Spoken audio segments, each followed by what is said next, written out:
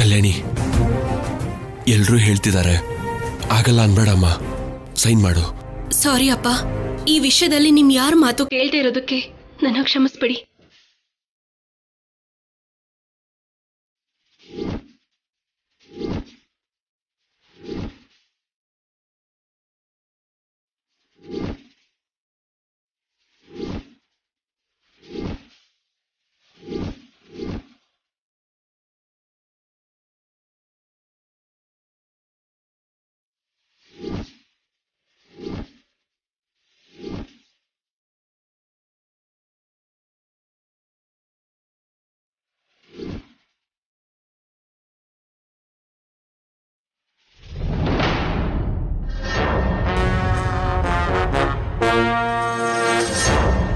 ಹೊಲನ ಯಾಕೆ ಮಾರ್ಬೇಕು ಅನ್ಕೊಂಡಿದ್ದಾರೆ ಗೊತ್ತಾ? ಅರ್ಥ ಆಯ್ತು ಬಿಡು. ದಾಕ್ಷಾಯಿಣಿ ಅವಳ ಕೆಲಸ ಅವಳು ಸಿನ್ಸಿಯರ್ ಆಗಿ ಮಾಡ್ತಾ ಇದ್ದಾಳೆ. ಇವಾಗ ನಾವು ಅನ್ಕೊಂಡಿರೋ ತರನೇ ಆಗ್ತಾ ಇದೆ. ಹೌದು, ಕಲ್ಯಾಣಿ ಯಾಕೆ ಸೈನ್ ಹಾಕ್ಲಿಲ್ಲ? ಏನಕ್ಕೆ ಹಾಗಂದ್ಲೋ ಏನೋ, ಅದು ನಮ್ಗೆ ಒಳ್ಳೇದೇ ಅಲ್ವಾ. ಮನೇಲಿ ಅವಳು ಎಲ್ರಿಗೂ ಶತ್ರು ಆಗ್ತಿದ್ದಾಳೆ ಹೊರತು ನಮಗೇನು ನಷ್ಟ ಇಲ್ಲ.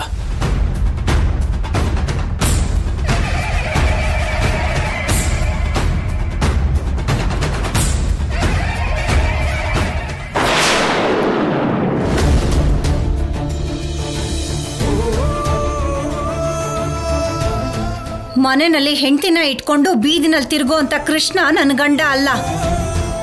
ಅಂಥದ್ರಲ್ಲಿ ನನ್ನನ್ನು ಕಟ್ಕೊಂಡಿರೋ ಗಂಡ ಮತ್ತೊಬ್ಳು ಜೊತೆ ಇದಾನೆ ಅನ್ನೋ ವಿಷಯ ಗೊತ್ತಾದ್ರೆ ನೇಣು ಹಾಕೊಂಡು ಸಾಯ್ತೇನೆ ಹೊರತು ಅವ್ರ ಜೊತೆ ಸಂಸಾರ ಮಾತ್ರ ಮಾಡಲ್ಲ.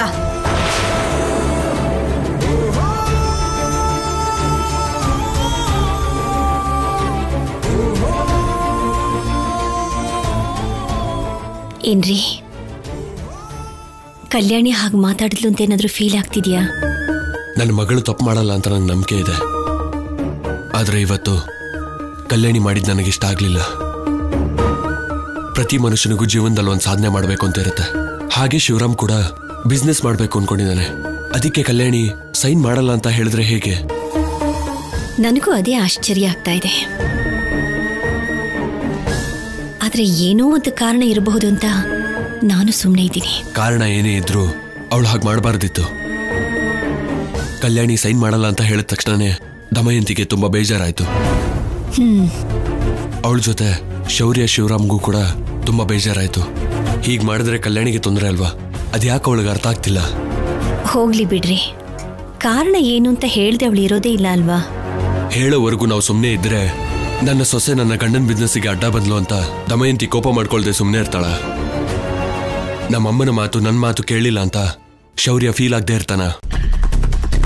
ಏನೇ ಹೇಳಿದ್ರು ಕಲ್ಯಾಣಿ ಹೀಗೆ ಮಾಡಿದ್ದು ಸರಿಯಲ್ಲ.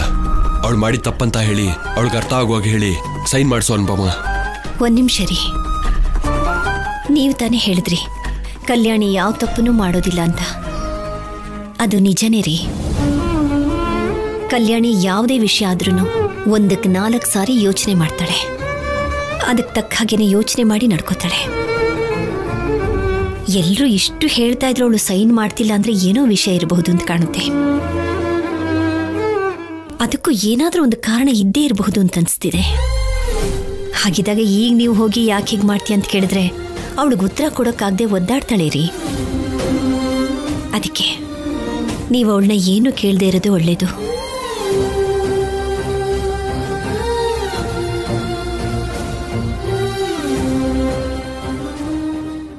ಸರಿ, ಇದನ್ನೆಲ್ಲ ಕೇಳಿ ಅವಳಿಗೆ ನೋವು ಮಾಡಬಾರ್ದು.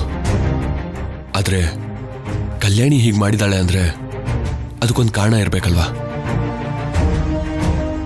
ಅದನ್ನ ಕಲ್ಯಾಣಿನೇ ಹೇಳಬೇಕು.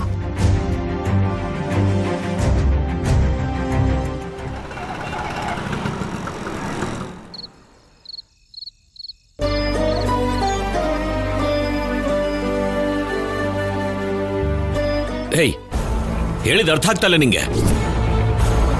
ನೀನ್ ನಮ್ಮ ಮನೆಗೆ ಬಂದ್ರೆ ಚೆನ್ನಾಗಿರೋದಿಲ್ಲ ನೋಡು. ನಾನ್ ಬರಲ್ಲ, ಏನ್ ಮಾಡ್ಕೋತೀಯ ಮಾಡ್ಕೋ.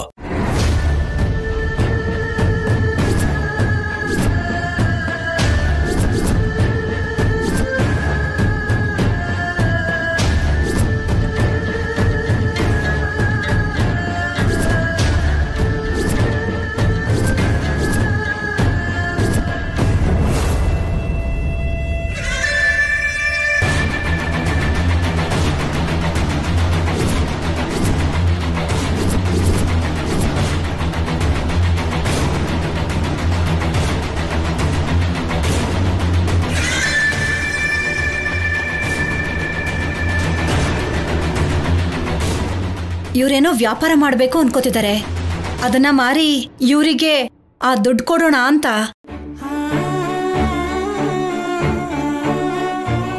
ನಾನು ಏನ್ ಮಾಡ್ಲಿ ಈಗ? ಎಲ್ಲರೂ ನಾನು ಮಾಡ್ತಿರೋದನ್ನ ತಪ್ಪು ಅನ್ಕೊಳ್ತಿದ್ದಾರೆ. ಆದ್ರೆ ನಾನು ಯಾಕೆ ಹೀಗೆ ಮಾಡ್ತಿದ್ದೀನಿ ಅಂತ ಇವರಿಗೆಲ್ಲ ಅರ್ಥ ಆಗೋ ಹಾಗೆ ಹೇಗೆ ಹೇಳಿ? ಅಷ್ಟಕ್ಕೂ ಏನ್ ನಡೀತಾ ಇದೆ? ಮಾವಂಗಿರೋ ಪ್ರಾಬ್ಲಮ್ ಆದ್ರೂ ಏನು? ಅದರಿಂದ ಅವ್ರನ್ನ ಹೇಗೆ ಆಚೆ ಕರ್ಕೊಂಡ್ ಬರ್ಲಿ ನಾನು?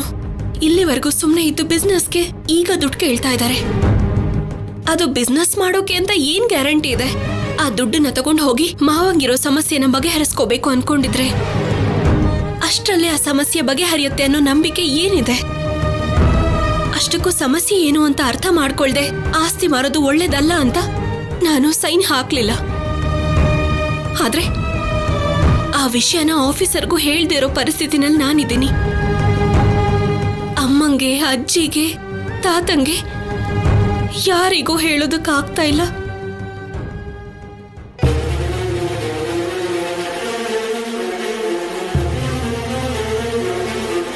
ಕಲ್ಯಾಣಿ,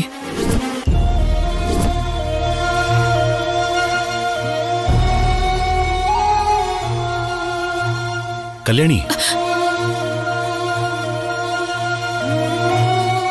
ಆಫೀಸರ್ ನೀವಾ? ಎಷ್ಟೊತ್ತಾಯ್ತು ಬಂದು? ನಾನು ಬಂದಿದ್ದು ನಿನಗೆ ಗೊತ್ತಾಗ್ಲಿಲ್ಲ. ಯಾರು ಏನ್ ಮಾತಾಡ್ತಿದ್ದಾರೆ ಅಂತ ನಿನಗೆ ಗೊತ್ತಾಗ್ತಿಲ್ಲ. ಅಟ್ಲೀಸ್ಟ್ ನೀನೇನ್ ಮಾಡ್ತಿದ್ಯಾ ಅಂತ ಅನ್ನೋದ್ರು ನಿನಗೆ ಗೊತ್ತಾಗ್ತಿದ್ಯಾ? ಅದ್ಯಾಕೆ ಆಫೀಸರ್ ಹಾಗಂತೀರಾ? ಯಾವಾಗ್ಲೂ ಏನಾದ್ರೂ ಯೋಚನೆ ಮಾಡ್ತಾನೆ ಇರ್ತೀಯ. ಯಾಕೆ ಅಂದ್ರೆ ಏನು ಹೇಳೋದೇ ಇಲ್ಲ. ಸರಿ, ನಮ್ಮಪ್ಪ ಬಿಸ್ನೆಸ್ಗೋಸ್ಕರ ಸಿಗ್ನೇಚರ್ ಹಾಕು ಅಂದ್ರೆ ಅದನ್ನು ಆಗಲ್ಲ ಅಂದೆ. ಅದಕ್ಕೆ ಕಾರಣನೂ ಹೇಳ್ತಿಲ್ಲ. ಹೇಳೋ ಅಂತ ಕಾರಣ ಆಗಿದ್ರೆ ಹೇಳ್ತಾ ಇದ್ದೆ. ಆದ್ರೆ ಹೇಳ್ತೀನಿ ಆಫೀಸರ್, ಖಂಡಿತ ಹೇಳ್ತೀನಿ. ನಮ್ಮಪ್ಪ ಬಿಸ್ನೆಸ್ ಮಾಡಿದ್ರೆ ನಿನಗಾಗೋ ನಷ್ಟ ಏನು ಕಲ್ಯಾಣಿ? ಅದರಿಂದ ನಮಗಾಗೋ ಸಮಸ್ಯೆ ಏನಾದ್ರೂ ಏನು? ನೀನ್ ಸೈನ್ ಮಾಡದೇ ಇರೋದ್ರಿಂದ ಮನೇಲಿ ಅಪ್ಪ, ಅಮ್ಮ, ಅಜ್ಜಿ ಎಲ್ರೂ ಸಫರ್ ಆಗ್ತಿದ್ದಾರೆ. ಆ ವಿಷಯ ನಿನಗೆ ಅರ್ಥ ಆಗ್ತಿದ್ಯಾ? ಇವತ್ತು ನಾನು ಹೀಗ್ ಮಾಡ್ದೆ ಅಂತ ನಿಮಗ್ ಬೇಜಾರಾಗಿರ್ಬೋದು. ಆದ್ರೆ ನಾಳೆ ಒಂದಿನ ಆ ದುಡ್ಡನ್ನ ಕಳ್ಕೊಂಡಾಗ ನೋವು ಪಡ್ಬೇಕಾಗಿರೋರು ಕೂಡ ನಾವೇ. ಯಾಕೆ ಹೋಗುತ್ತೆ? ಯಾಕೆ ಹೋಗುತ್ತೆ ದುಡ್ಡು? ಎಲ್ಲಿಗೆ ಹೋಗುತ್ತೆ? ಅವ್ರೇನಾದ್ರೂ ಹಾಳು ಮಾಡೋದಕ್ ದುಡ್ಡು ಕೇಳಿದ್ರಾ? ಇಲ್ಲ ಜೂಜ್ ಆಡೋದಕ್ ದುಡ್ಡು ಕೇಳಿದ್ರಾ? ವ್ಯಾಪಾರಕ್ಕೆ ತಾನೇ ದುಡ್ಡು ಕೇಳಿದ್ದು. ಯಾಕೆ ಇದಕ್ ಮುಂಚೆ ಅವ್ರೇನ್ ವ್ಯಾಪಾರನೇ ಮಾಡಿಲ್ವಾ? ದುಡ್ಡು ಸಂಪಾದನೆ ಮಾಡೇ ಇಲ್ವಾ? ಮಾಡ್ತಾ ಇರೋ ವ್ಯಾಪಾರನ ಸ್ವಲ್ಪ ದೊಡ್ಡ ಸ್ಥಾನಕ್ಕೆ ತಗೊಂಡು ಹೋಗ್ಬೇಕು, ನನ್ನ ಹೆಂಡತಿ ಮಗನ ಚೆನ್ನಾಗಿ ನೋಡ್ಕೋಬೇಕು ಅಂತ ಅವ್ರು ಅನ್ಕೋತಾ ಇದ್ರೆ ಶನಿಗ್ರಹ ತರ ಅಡ್ಡಿ ಮಾಡ್ತಾ ಇದೆಯಲ್ಲೇ. ಅತ್ತೆ, ದಯವಿಟ್ಟು ತಪ್ಪು ತಿಳ್ಕೋಬೇಡಿ. ಅಪಾರ್ಥ ಮಾಡ್ಕೊಳ್ದೆ ಅರ್ಥ ಮಾಡ್ಕೊಳ್ಳೋದಿಕ್ಕೆ ಏನೇ ಇದೆ ಇಲ್ಲಿ? ನನ್ನಮ್ಮ ಬೇಡ ಅನ್ಲಿಲ್ಲ, ನಿನ್ನಮ್ಮ ಬೇಡ ಅನ್ಲಿಲ್ಲ, ನನ್ನ ಮಗ ಬೇಡ ಅನ್ಲಿಲ್ಲ, ಈ ಮನೇಲಿ ಯಾರು ಬೇಡ ಅನ್ಲಿಲ್ಲ. ಯಾರಿಗೂ ಇಲ್ದೇ ಇರೋ ಚಿಂತೆ ನಿನಗೆ ಯಾಕೆ ಅಂತ?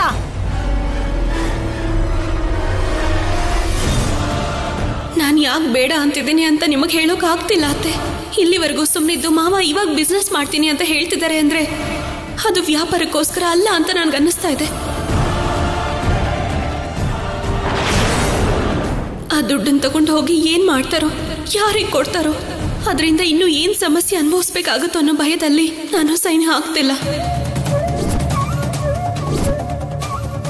ಆದ್ರೆ ಆ ವಿಷಯ ನಿಮಗೆ ಹೇಗೆ ಹೇಳಿ? ನೋಡು ಕಲ್ಯಾಣಿ, ನಮ್ಮಮ್ಮ ಎಷ್ಟು ಬೇಜಾರು ಮಾಡ್ಕೊಂಡಿದ್ದಾರೆ ಅಂತ ನೋಡು. ಇಷ್ಟು ಜನಕ್ಕೆ ನೋವು ಕೊಟ್ಟು ನೀನೇನ್ ಸಾಧಿಸ್ತೀಯಾ? ನಾನು ಏನೇ ಮಾಡಿದ್ರು ಈ ಕುಟುಂಬಕ್ಕೋಸ್ಕರನೇ, ನಮ್ಮ ಒಳ್ಳೇದಕ್ಕೋಸ್ಕರನೇ ಮಾಡ್ತೀನಿ ಆಫೀಸರ್. ಅದಕ್ಕೂ ಮೀರಿ ನನ್ನಲ್ಲಿ ಏನೂ ಸ್ವಾರ್ಥ ಇಲ್ಲ. ಹೌದು, ಯಾವ ಸ್ವಾರ್ಥನೂ ಇರಲ್ಲ. ತಾಯಿ ಮಗಳಿಗಿಬ್ಬರಿಗೂ ಯಾವಾಗ್ಲೂ ತಾವು ಚೆನ್ನಾಗಿರ್ಬೇಕು ಅನ್ನೋದಷ್ಟೇ. ಉಳ್ದವರು ಏನಾದ್ರೂ ಪರವಾಗಿಲ್ಲ. ಅಷ್ಟಕ್ಕೂ ಈ ಮನೇಲಿ ಯಾವುದೇ ವಿಷಯಕ್ಕಾಗ್ಲಿ ನನ್ನನ್ ಮೇಲಕ್ ಬರಕ್ ಬಿಟ್ಟಿದ್ದೀರಾ, ನನ್ ಗಂಡನ್ ಮೇಲಕ್ ಬರಕ್ ಬಿಟ್ಟಿದ್ದೀರಾ. ಇಬ್ಬರನ್ನು ಕೆಲ್ಸಕ್ಕೆ ಬಾರ್ದೇ ಇರೋರು ಹಾಗೆ ಮಾಡಿ ಮನೇಲಿ ಕೂಡ ಹಾಕಿದ್ದೀರಾ. ಅವ್ರ ಜೊತೆಗೆ ನನ್ನನ್ನು ಈ ಮನೇಲೆ ಕಟ್ಟ ಹಾಕಿದ್ದೀರಾ.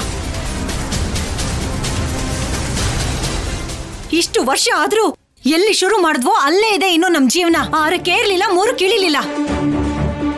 ಸರಿ, ಇಷ್ಟು ವರ್ಷ ಆದ್ಮೇಲೆ ಆದ್ರೂ ಏನಾದ್ರೂ ಮಾಡ್ಬೇಕು ಅಂತ ಅವರು ಮುಂದೆ ಹೋಗೋ ಪ್ರಯತ್ನ ಮಾಡ್ತಾ ಇದ್ರೆ ಆ ಪ್ರಯತ್ನಕ್ಕೆ ನೀನ್ ಅಡ್ಡಿ ಬರ್ತಾ ಇದ್ಯಾ. ಉದ್ಧಾರ ಆಗಲ್ವೇ? ನೀನ್ ಉದ್ಧಾರ ಆಗಲ್ಲ. ಅಮ್ಮ ಸುಮ್ನಿರಮ್ಮ. ಕಲ್ಯಾಣಿ ಹೇಳಿದ್ದನ್ನು ಕೂಡ ಅರ್ಥ ಮಾಡ್ಕೊಳ್ಳೋದಕ್ಕೆ ಟ್ರೈ ಮಾಡೋಣ. ಯಾವಾಗ್ಲೂ ಇಲ್ದೇ ಇರೋದು ಕಲ್ಯಾಣಿ ಈಗ ಇಲ್ಲ ಅಂತ ಹೇಳ್ತಿದ್ದಾಳೆ ಅಂದ್ರೆ ಅದಕ್ಕೆ ಕಾರಣಗಳು ಅವಳಿಗೆ ಗೊತ್ತಿರುತ್ತೆ. ಏನು ಏನು ಆ ಕಾರಣಗಳು? ನಾವು ಉದ್ಧಾರ ಆಗೋದು ಅವಳಿಗೆ ಸ್ವಲ್ಪನೂ ಇಷ್ಟ ಇಲ್ಲ, ಅದೇ ಕಾರಣ ಅಷ್ಟೇ. ಅದನ್ ಬಿಟ್ಟು ಬೇರೆ ಯಾವ ಕಾರಣನೂ ಇರಕ್ ಸಾಧ್ಯ ಇಲ್ಲ. ಹಾಗಂತ ಯಾಕೆ ಅನ್ಕೋಬೇಕಮ್ಮ? ನಾವು ಉದ್ಧಾರ ಆಗ್ಬಾರ್ದು ಅಂತ ಅನ್ಕೊಳ್ಳೋಕೆ ನಾನ್ ಯಾರು? ಅವಳು ಗಂಡನೇ ತಾನೆ. ನೀನ್ ಯಾರು? ಅವಳು ಅತ್ತೆನೇ ತಾನೆ. ನಾವು ಉದ್ಧಾರ ಆದ್ರೆ ಅವಳು ಉದ್ಧಾರ ಆದ ಹಾಗೆ ಅಲ್ವಾ? ಹೀಗಿರೋವಾಗ ನಾವು ಉದ್ಧಾರ ಆಗ್ಬಾರ್ದು ಅಂತ ಅವಳು ಏನಕ್ಕೆ ಅನ್ಕೋತಾಳೆ? ಅಯ್ಯೋ ದಡ್ಡ, ನಿನಗೇನು ಅರ್ಥ ಆಗ್ತಾ ಇಲ್ಲ. ಯಾವಾಗ ನೋಡಿದ್ರು ಅವಳು ಪರ ವಹಿಸ್ಕೊಂಡ್ ಬಂದ್ಬಿಡ್ತೀಯಲ್ಲ. ಅವಳು ಇಷ್ಟಕ್ಕೆ ಅವಳು ಕುಣಿತಾ ಇದ್ದಾಳೆ. ಆಗ್ಲಿ ಬಿಡು. ಸೈನ್ ಮಾಡಲ್ಲ ಅಂದ ಮರುಕ್ಷಣನೇ ಯಾಕೆ ಹಾಕಲ್ಲ ಅಂತ ಕೆನ್ನೆಗೆ ಬಾರಿಸ್ಬೇಕಾಗಿರೋ ನಮ್ಮಮ್ಮ ಕೂಡ ಏನು ಮಾತಾಡ್ಲಿಲ್ಲ. ಅವಳನ್ನ ಕಟ್ಕೊಂಡಿರೋ ಗಂಡ ಆಗಿ ನೀನು ಏನು ಮಾತಾಡ್ಲಿಲ್ಲ. ಈ ಮನೆಯಲ್ಲಿ ಯಾರು ಇವಳು ವಿರುದ್ಧ ಮಾತಾಡಲ್ಲ. ಇವಳು ಏನೇ ಮಾಡಿದ್ರು ಅದ್ರ ಹಿಂದೆ ಒಂದು ಕಾರಣ ಇರತ್ತೆ. ಈ ಮನೆನ ಉದ್ಧಾರ ಮಾಡೋದಿಕ್ಕೆ ಇವಳು ಏನೋ ಒಂದು ಮಾಡ್ತಿರ್ತಾಳೆ ಅಷ್ಟೇ ಅಲ್ವಾ ನೀವೆಲ್ಲರೂ ಹೇಳೋದು? ಉದ್ಧಾರ ಮಾಡ್ತಾಳೆ, ಚೆನ್ನಾಗಿ ಉದ್ಧಾರ ಮಾಡ್ತಾಳೆ. ಎಲ್ರೂ ನೋಡ್ತಾ ಇರಿ. ಒಂದಲ್ಲ ಒಂದಿನ ಇವಳಿಂದಾಗಿ ನಮ್ಮನೆ ಹಾಳಾಗಿ ಹೋಗತ್ತಷ್ಟೇ. ಅಮ್ಮ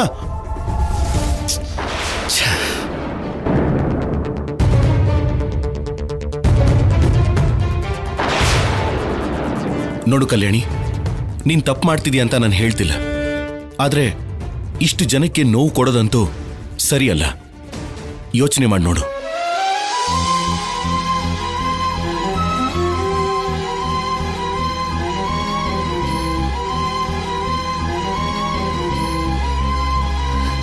ನಾನು ಯಾಕೆ ಬೇಡ ಅಂತಿದ್ದೀನಿ? ನನ್ನ ನೋವನ್ನ ಹೇಳ್ಕೊಳ್ಳೋದಕ್ಕೂ ಕೂಡ ನನ್ನ ಜೊತೆ ಯಾರೂ ಇಲ್ಲ. ಯಾರಿಗೂ ಯಾವ ವಿಷಯನೂ ಹೇಳ್ಕೊಳಕ್ ಆಗ್ತಿಲ್ಲ. ಯಾರಿಗಾದ್ರೂ ಹೇಳಕ್ ಹೋದ್ರೆ ಸ್ವಂತ ಮಾವನ ಮೇಲೆ ಅನುಮಾನ ಪಡ್ತಿದ್ಯಾ ಅಂತಾರೆ. ನನ್ನೇ ತಪ್ಪು ತಿಳ್ಕೊಳ್ತಾರೆ ಹೊರತು ಯಾಕೆ ಈ ತರ ಹೇಳ್ತಿದ್ದಾಳೆ ಅಂತ ಯಾರು ಯೋಚನೆ ಮಾಡಲ್ಲ. ಹಾಗಂತ ನಾನು ಸುಮ್ಮನೆ ಇರೋದಿಲ್ಲ. ಅಷ್ಟಕ್ಕೂ ಮಾವಂಗಿರೋ ಸಮಸ್ಯೆ ಏನು? ಆಸ್ತಿ ಮಾರ್ಬೇಕು ಅಂತ ಯಾಕೆ ಅನ್ಕೊಳ್ತಾ ಇದ್ದಾರೆ? ಯಾವ ವಿಷಯಕ್ಕೆ ಅವರು ಅಷ್ಟು ಟೆನ್ಷನ್ ಆಗ್ತಾ ಇದ್ದಾರೆ? ಯಾವ ವಿಷಯಕ್ಕೆ ಅವರು ಅಷ್ಟು ಭಯ ಪಡ್ತಿದ್ದಾರೆ ಅಂತ ತಿಳ್ಕೋಬೇಕು. ಸಮಯ ಮೀರೋದಕ್ಕೂ ಮುಂಚೆ ಆ ಸಮಸ್ಯೆ ಏನು ಅಂತ ತಿಳ್ಕೋಬೇಕು. ಅದಕ್ಕೆ ಪರಿಹಾರ ಕೂಡ ಹುಡುಕ್ತೀನಿ.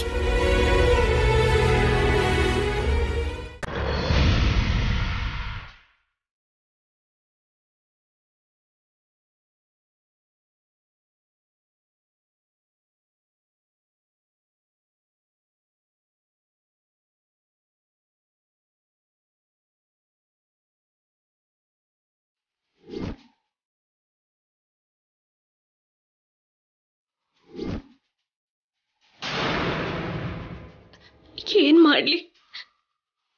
ಏನೋ ನಡೀತಾ ಇದೆ. ಅದಕ್ಕೆ ಯಾವ ಸಂಬಂಧನೂ ಇಲ್ಲದೆ ಇರೋ ಅಪ್ಪನ್ನ ದೂಷಿಸ್ತಿದ್ದಾರೆ.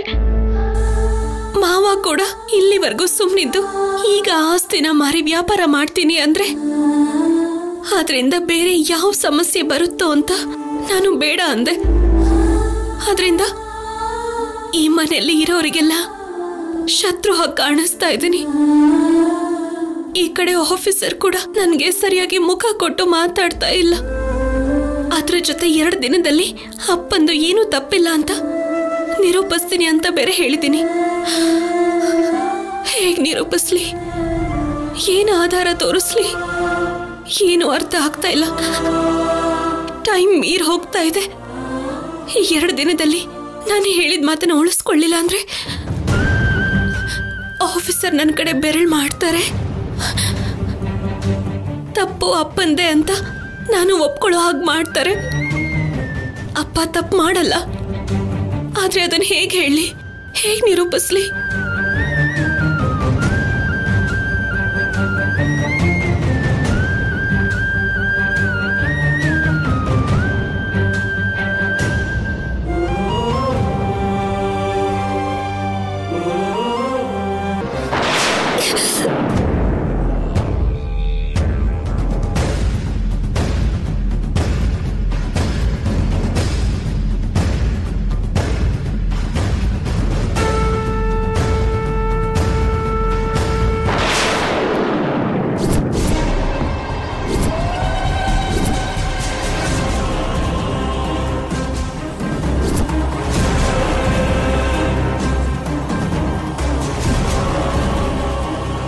ಇನ್ನೂ ಇದು ಮನೇಲೇ ಇದೆಯಾ?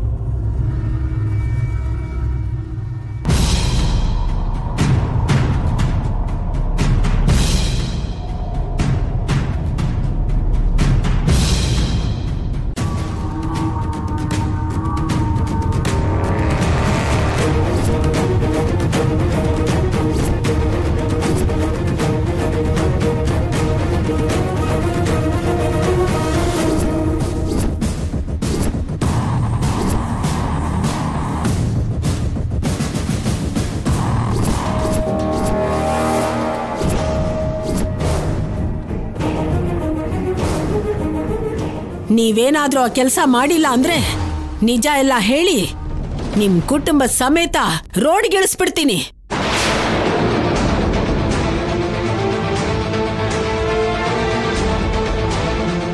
ಆಫೀಸರ್, ಯಾಕೆ ಅಪ್ಪನ ಬಗ್ಗೆ ಯೋಚನೆ ಮಾಡ್ತಾ ಇದ್ದೀರಾ? ಇನ್ನದ್ರ ಅವಶ್ಯಕತೆ ಇಲ್ಲ. ಅಪ್ಪಂದು ಏನೂ ತಪ್ಪಿಲ್ಲ ಅಂತ ನಿರೂಪಿಸೋದಕ್ಕೆ ಅವಕಾಶ ಸಿಕ್ಕಿದೆ. ಹೇಗ್ ನಿರೂಪಿಸ್ತೀಯ?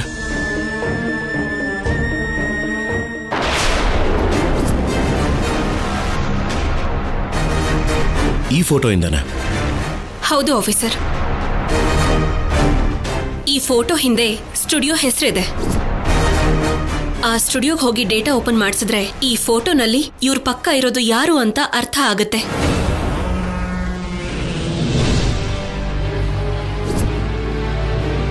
ಆ ಫೋಟೋದಲ್ಲಿ ಯಾರಿರೋದು ಅಂತ ತಿಳ್ಕೊಂಡ್ವಿ ಅಂತ ಅಂದ್ರೆ ನಮ್ಮಪ್ಪ ತಪ್ಪು ಮಾಡ್ತಿದಾರಾ ಇಲ್ವಾ ಅಂತ ನಿಮ್ಗಷ್ಟೇ ಅಲ್ಲ, ಮನೇಲಿ ಎಲ್ಲರಿಗೂ ಅರ್ಥ ಆಗುತ್ತೆ. ಸ್ಟುಡಿಯೋ ಹೋಗೋಣ. ಇವಾಗ್ಲ? 2 ದಿನದಲ್ಲಿ ಪ್ರೂವ್ ಮಾಡ್ತೀನಿ ಅಂತ ಹೇಳಿದ್ದೀನಲ್ಲ, ಬನ್ನಿ. ಸ್ಟುಡಿಯೋ ಹೋದ್ರೆ ಎಲ್ಲ ಗೊತ್ತಾಗುತ್ತೆ, ನಮ್ಮಪ್ಪ ತಪ್ಪು ಮಾಡ್ತಿದಾರಾ ಇಲ್ವಾ ಅಂತ. ಸರಿ, ನಡಿ.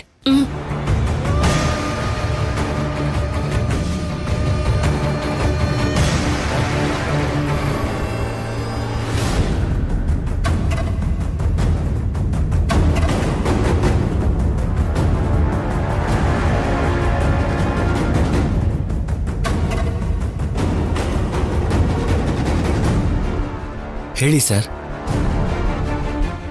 ನಮಗೆ ಇದ್ರ ಫುಲ್ ಫೋಟೋ ಬೇಕು.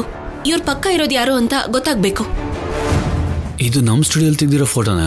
ಹಿಂದೆ ನಿಮ್ ಸ್ಟುಡಿಯೋ ಲೋಗೋ ಇದೆ, ಬೇಗ ಚೆಕ್ ಮಾಡಿ ಹೇಳಿ.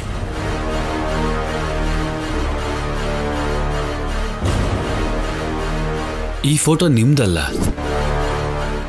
ಹೀಗಿರುವಾಗ ನೀವು ಯಾರು ಅಂತ ಗೊತ್ತಿಲ್ಲದೆ ನಾನು ಹೇಗೆ ಕೊಡಕ್ಕಾಗತ್ತೆ? ನಾವ್ ಯಾರು ಅಂತ ಗೊತ್ತಾಗ್ಬೇಕು, ಅಷ್ಟೇ ತಾನೆ? ಹೌದು ಸರ್.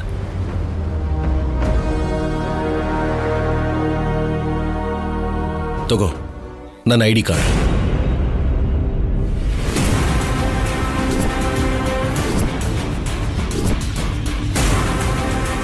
ಸಾರಿ ಸರ್, ಸಾರಿ. ನೀವು ಸಿವಿಲ್ ಡ್ರೆಸ್ಸಲ್ಲಿ ಬಂದಿದ್ದಕ್ಕೆ ಗೊತ್ತಾಗ್ಲಿಲ್ಲ ಸರ್. ಈಗ ಗೊತ್ತಾಯ್ತಲ್ಲ, ಬೇಗ ಕೊಡು. ಸರಿ ಸರ್, ಕೂತ್ಕೊಳ್ಳಿ. ಒಂದು 10 ನಿಮಿಷದಲ್ಲಿ ನಿಮಗೆ ಕೊಡ್ತೀನಿ.